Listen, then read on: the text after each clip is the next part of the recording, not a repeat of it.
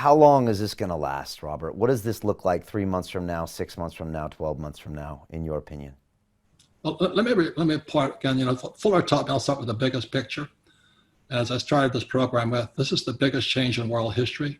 Is the end of the industrial age, beginning of the information age. So you and I are doing fine. So I make products that can be sold over the web. So my problem is too much business. We have to give stuff away, keep people happy. Yeah, well, we're doing our best to bring it in. So when I wrote, let's say, Rich Dad, Poor Dad, I sell a license to publish my book in 50 countries. I have no expense in that thing. Just send me my check. It's called a royalty. That's what the rich have. We have royalties. And my book sales are through the roof.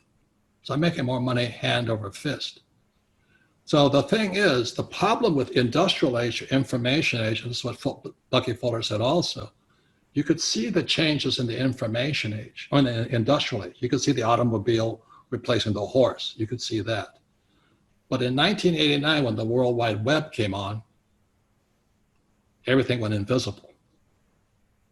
So today, the average guy sitting at home right now, what happened to my job security? How come all this stuff? You cannot see the changes. That's one of the most important questions you just asked me. You see, if you cannot see the changes coming at you, you're hosed. So that's why Fuller always talked about we had a brain, and we had a mind, and we had a spirit. And you got to trust your spirit. And that's you could hallucinate also. But in 1997, I wrote Rich Dad, Poor Dad.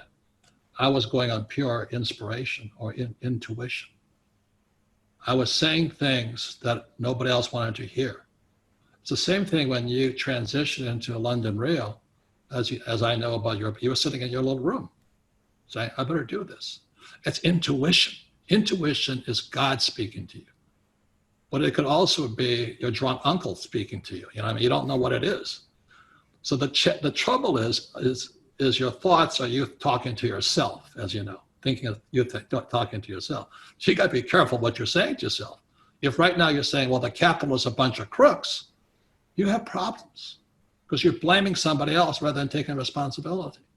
If you say the government owes me money, that's your reality.